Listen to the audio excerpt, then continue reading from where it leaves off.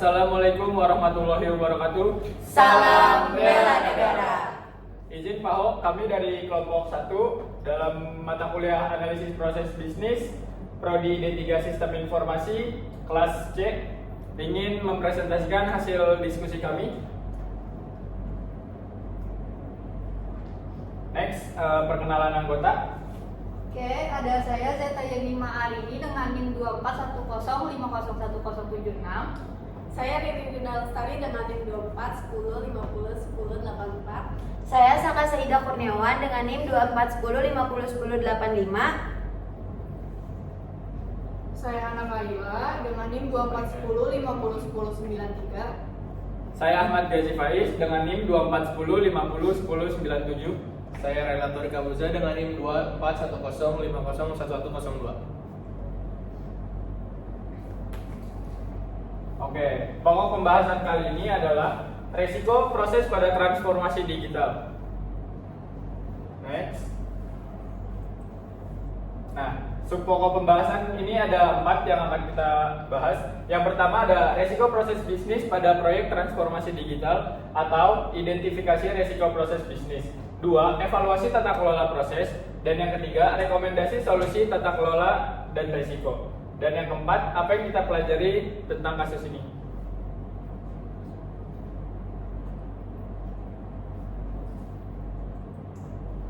Studi kasus. Jadi studi kasus kali ini ada sebuah perusahaan retail yang sedang melakukan transformasi digital pada sistem manajemen inventaris. Namun perusahaan ini mengalami keterlambatan dan biayanya yang membengkak karena tidak adanya standar tata kelola proyek yang diterapkan secara konsisten. Maka dari itu, masalah ini menjadi sangat penting karena dalam transformasi digital, konsistensi dan pengelolaan proses adalah kunci utama dari keberhasilan. Oleh karena itu, dalam presentasi ini kami akan membahas berbagai resiko dan evaluasi.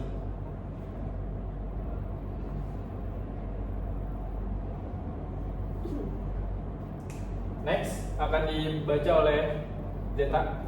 Oke, untuk selanjutnya ada identifikasi resiko proses bisnis. Yang pertama itu, proyek ini menyebabkan keterlambatan distribusi barang. Karena tidak adanya standar yang jelas, proses pencatatan dan pengolahan jadi kacau sehingga barang tidak bisa dikirim tepat waktu. Yang kedua, kepercayaan konsumen menurun. Karena layanan yang tidak konsisten membuat konsumen kecewa dan mulai meragukan profesionalisme perusahaan. Yang ketiga, berkurangnya jumlah konsumen sehingga pemasukan juga menurun. Ketika konsumen tidak puas, mereka akan mencari alternatif lain. Yang keempat, proyek yang tidak terkelola dengan baik menyebabkan biaya membengkak, dan ini berdampak langsung pada kesulitan operasional. Yang kelima, pengawasan tidak sesuai. Tanpa pengawasan yang tepat, masalah kecil bisa menjadi masalah yang besar. Yang keenam, standar tata kelola tidak konsisten. Perubahan aturan yang tidak jelas membuat suasana kerja tidak stabil. Ketujuh, karena perusahaan tidak berkembang, mereka melakukan pengurangan karyawan yang justru membuat kondisi memburuk. Yang terakhir, jika masalah terus dibiarkan, perusahaan kehabisan tenaga dan sumber daya sehingga akhirnya tidak mampu bertahan. Untuk selanjutnya akan dibacakan oleh teman saya, Hana. Oke, selanjutnya itu ada evaluasi tata kelola proses. Yang pertama, melakukan identifikasi masalah. Sebelum memulai proyek transformasi digital, perusahaan seharusnya melakukan identifikasi masalah terlebih dahulu. Tanpa identifikasi yang tepat, mereka bisa fokus pada hal yang kurang penting. Yang kedua itu ada stakeholder tidak dapat beradaptasi terhadap perubahan. Selain stakeholder tidak siap menghadapi perubahan, misalnya ada karyawan yang takut dengan sistem baru atau manajer yang enggan belajar teknologi. Selanjutnya yang ketiga itu pengawasan juga menjadi kendala. Tanpa pengawasan, kesalahan tidak cepat terdeteksi dan bisa menjadi masalah yang besar. Yang keempat, kemudian fasilitas teknologi informasi yang terbatas membuat pekerjaan menjadi lambat dan tidak optimal.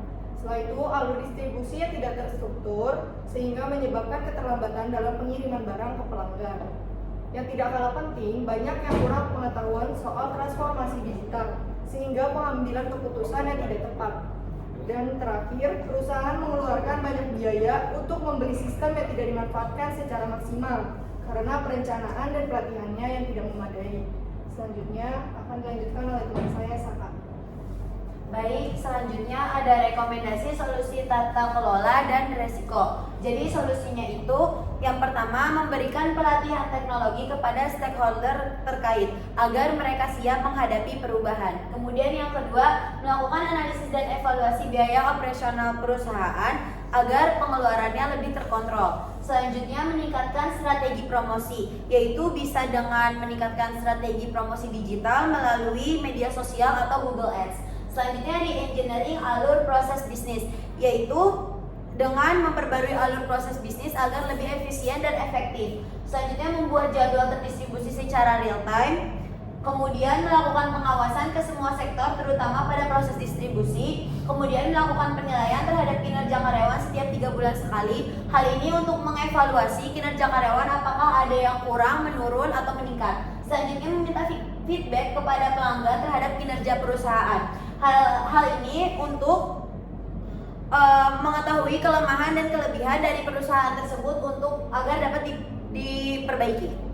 Selanjutnya akan dijelaskan oleh teman saya, Torik. Selanjutnya di sini ada BPMN Masdis, yaitu sebuah sistem yang belum didigitalisasi atau sistem yang lama secara manual. Di sini aktornya ada customer, terus ada staff operasional dan manager. Jadi alur itu pertama, customer melakukan pemesanan. Setelah itu staff operasional bakal mengecek stoknya. Jika stoknya kosong, maka staff operasional akan konfirmasi ke customer. Sedangkan jika stoknya ada, staff operasional akan mencatat pesanan secara manual, lalu setelah itu mengirim barang dan customer menerima barangnya. Nah, di sini ada parallel gateway atau sebuah event yang menangani dua aksi sekaligus. Jadi kalau setelah menerima barang, customer menerima barang, itu prosesnya sudah selesai, tapi akan dilanjutkan oleh staf operasional untuk membuat laporan pesanan. Setelah itu lalu manajer akan menganalisis laporan bulanan. Yang kedua ada BPMN to be atau setelah didigitalisasi. Di sini aktornya nambah, ada customer, terus ada sistem, ada staf operasional, dan ada manajer.